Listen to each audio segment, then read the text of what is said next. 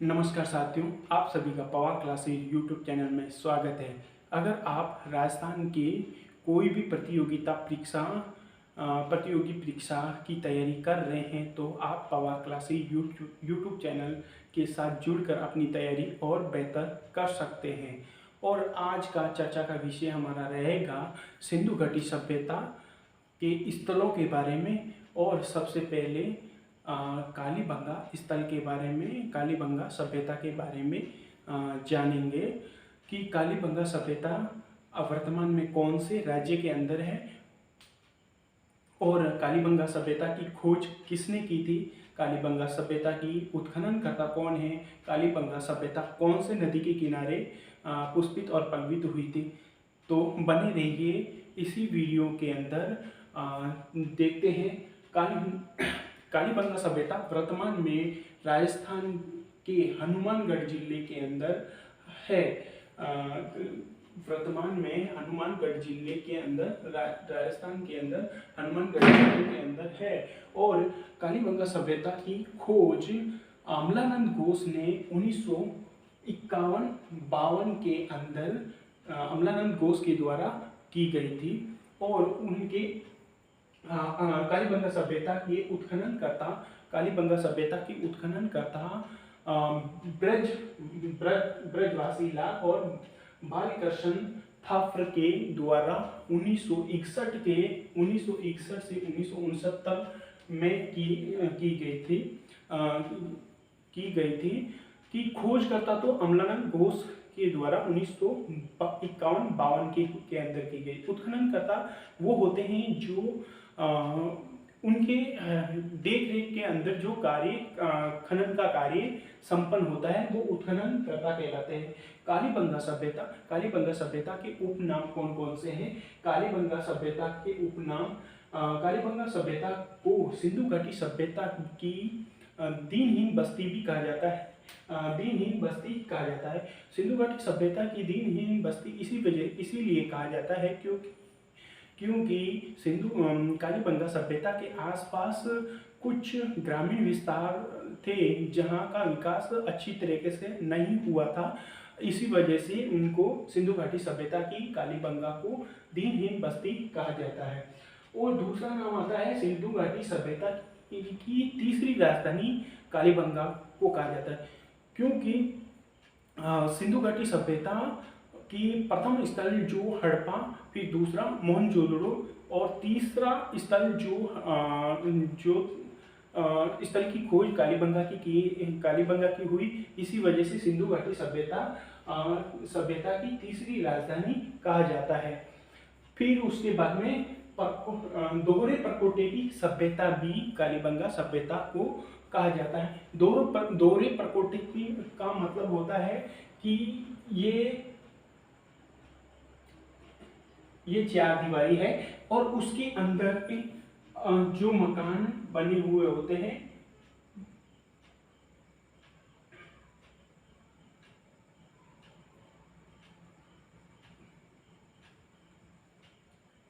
जो सुरक्षा की दृष्टि से दोनों चारों तरफ प्रकोटे बने हुए होते हैं, उसे ही दोहरे प्रकोटे की सभ्यता, इसीलिए सिंधु घाटी सभ्यता की कालीबंगा सभ्यता को दोहरे प्रकोटे की सभ्यता कहा गया। और काशी युगीन सभ्यता भी कालीबंगा सभ्यता को कहा जाता है। कालीबंगा का शाब्दिक अर्थ है काले रंग की चूड़ियाँ। बंगा शब्द जो पंजाबी भाषा के बंगा शब्द है, जो कि बंगा शब्द का अर्थ होता है चूड़ियाँ और या बंगड़ी। इसी वजह से ये यहाँ काले रंग की चूड़ियाँ प्राप्त हुई थी, तो इसीलिए काले रंग की चूड़ियाँ कहा जाता है। और कालीबंगा सभ्यता कौन से नदी के किनारे पल्वित पुष्पित हुई थी? कालीबंगा सभ्यता सरस्वती नदी के जो प्राचीन नदी नाम था सरस्वती, वर्तमान में घग्गर नदी के नाम से जाना जाता है, वर्तमान में घग्गर नदी के नाम से जानी जाती है। और सरस्वती नदी की जो सहायक नदी दृष्टदती नदी। और कालीबंगा सभ्यता के अंदर दो कालों के अवशेष प्राप्त हुए हैं। जो प्राग हड़प्पा काल के और हड़प्पा काल के अवशेष प्राप्त हुए। प्राग हड़प्पा मतलब कि हड़प्पा संस्कृति से पहले के जो खनन कार्य किए थे और वहां से जो अवशेष प्राप्त हुए वो प्राग हड़प्पाकालीन अवशेष प्राप्त हुए थे। अंदर जो जो अवशेष प्राप्त हुए हैं वो इस प्रकार हैं। सबसे पहले कालीबंगा सभ्यता के अंदर जुते हुए खेतों के साक्ष्य प्राप्त हुए हैं। जुते हुए खेतों के साक्ष्य प्राप्त हुए थे। अग्निकुंड के दृश्य यहाँ से प्राप्त हुए हैं। भूकंप के साक्ष्य यहाँ से प्राप्त हुए हैं। फिर उसके बाद में है बेलनाकार मोहरे, तांबे के बैल की आकृति। फिर काले मृतभांड यानी मिट्टी के बर्तन जिसके ऊपर काले रंग का कलर किया गया है। बड़ी मात्रा में अलंकृत किए हुए काले मृतभांड मिले थे। वहत अनागार के साक्ष्य, वहत अनागार के ऐसे अनागार जहां वर्ष भर उनके अनाजों की सुरक्षा कर सकते थे और वर्ष भर उनका अपने खाद्यान्नों की सुरक्षा करके अनागारों के साक्ष्य भी कालीबंगा सभ्यता से प्राप्त हुए। चौपाल या हथाई के साक्ष्य भी कालीबंगा सभ्यता से प्राप्त होते हैं। चौपाल क्या होती है? जहां पर गांवों के अंदर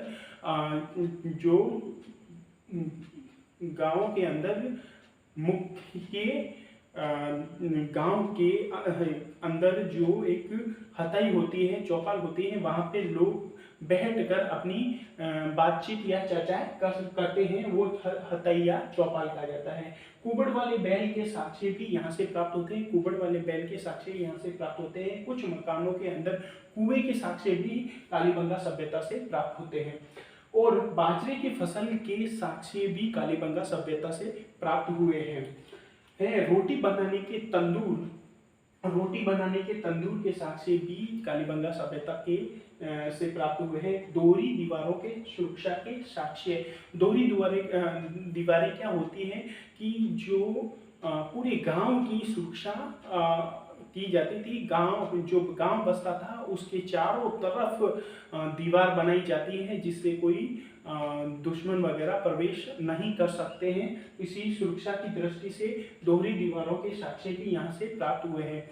बलि प्रथा के साक्ष्य भी कालीबंगा सभ्यता से प्राप्त हुए हैं, जिसमें हिरण की बलि दी हुई के साक्ष्य प्राप्त होते हैं। तांबे के दर्पण के साक्ष्य कालीबंगा सभ्यता से प्राप्त होते हैं। और सूती वस्त्र में लिपटा हुआ उस तरह के साक्ष्य भी यहाँ से कालीबंगा सभ्यता से प्राप्त होता है कि कालीबंगा सभ्यता के लोग अपने सेविंग वगैरह करते होंगे। इसी वजह से यहाँ से सूती वस्त्र में लिपटा हुआ चांदी का उस तरह भी मिलता है। मिट्टी की दीवारों के ऊपर लिपि के साक्ष्य भी यहाँ से प्राप्त होते हैं। लिपि के जो सिंधु घाटी सभ्यता की लिपि थी जो दाएं से बाएं की ओर लिखी जाती है, जो आज दिन तक पढ़ी नहीं गई है। और बकरी को खींचकर लाते हुए मनुष्य के अंकन वाला मृतभांड भी यहाँ से साक्ष्य प्राप्त हुए हैं। पत्थर का सिलबट्टा के साक्ष्य यहाँ से प्राप्त होते हैं। सिलबट्टा क्या होता है? जो ऐसा पत्थर जिसके ऊपर पत्थर और नीचे भी पत्थर रख के मिर्ची वगैरह बांटने के काम आता है, उसे सिलबट्टा कहा जाता है। और समकोण के अंदर काटती हुई सड़कों के साक्ष्य भी यहाँ से मिलते हैं। समकोण जैसे ये इस तरह काटती हुई सड़कें, समकोण के अंदर काटती हुई सड़कों के साक्ष्य भी कालीबंगा सभ्यता से प्राप्त होती। और इसी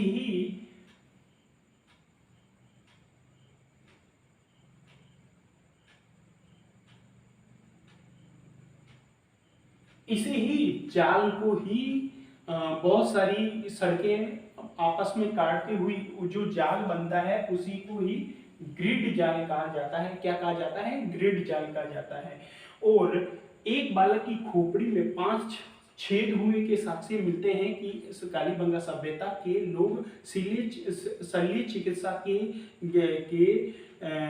भी ज्ञाता थे, और शल्य चिकित्सा के साक्ष्य भी यहाँ से प्राप्त होते हैं, और युगमित स्वाध्यान के साक्ष्य भी प्राप्त होते हैं कि कालीबंगा सभ्यता के लोग एक साथ शव का दफनाते थे, और उन शवों का सिर हमेशा उत्तर दिशा की तरफ ही रखते थे। ऐसे साक्ष्य वहां से प्राप्त होते हैं। अलंकार फर्श के साक्ष्य जो मकानों के अंदर छत और आंगने का फर्श जो बनते थे उसे भी अलंकृत करके रखते हैं, रंगों से डेकोरेशन करके रखे हुए ऐसे साक्ष्य प्राप्त होते हैं।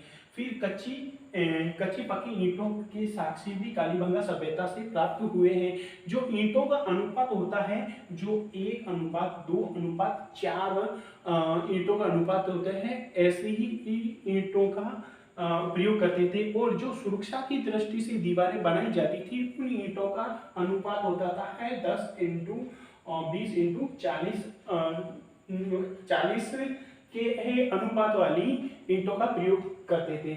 और सिंधु घाटी कालीबंगा सभ्यता की दो फसल एक साथ बोने के साक्ष्य भी मिलते हैं। उस फसलों में चना और सरसों प्रमुख थे, और कालीबंगा सभ्यता के अंदर स्वास्थ्य चिन्ह के साक्ष्य भी प्राप्त हुए हैं, और कपास के फसल के साक्ष्य भी कालीबंगा सभ्यता के से प्राप्त हुए हैं। कालीबंगा सभ्यता के अंदर ऐसे साक्ष्य, ऐसे घरों के साक्ष्य भी मिले हैं जिनके दरवाजे मुख्य द्वार की तरफ नहीं खुल के गली की तरफ खुलते थे, परंतु लोथल एक ऐसा स्थल था जो गुजरात का, उसमें दरवाजे गली की तरफ नहीं खुल के मुख्य दरवाजे सड़क की ओर खुलते थे। फिर कालीबंगा सभ्यता के अंदर पालतू पशुओं में कुत्ते के साक्ष्य मिले हैं कि अवशेष जो अवशेष नहीं प्राप्त हुए हैं वो इस प्रकार हैं। कालीबंगा सभ्यता जिनके साक्ष्य नहीं मिले हैं, मातृ देवी के साक्ष्य कालीबंगा सभ्यता से नहीं प्राप्त हुए हैं। मातृ देवी शक्ति यानी कोई भी माता की मूर्तियों के साक्ष्य कालीबंगा सभ्यता से प्राप्त नहीं हुए हैं। और दूसरा है किसी भी प्रकार का मंदिर के साक्ष्य कालीबंगा सभ्यता से प्राप्त नहीं हुए हैं। सिंधु घाटी सभ्यता के नगर नियोजन पर आधारित सिंधु घाटी सभ्यता के नगर नियोजन पर आधारित राजस्थान का आधुनिक नगर जो जयपुर बसाया गया है, जयपुर स्वाभिमान सिंह और के विद्याधर इंजीनियरिंग के नेतृत्व के तर्ज पर बसाया गया था।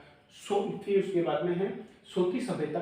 सोती सभ्यता वर्तमान में बीकानेर के अंदर है। 1953 में अमलानंद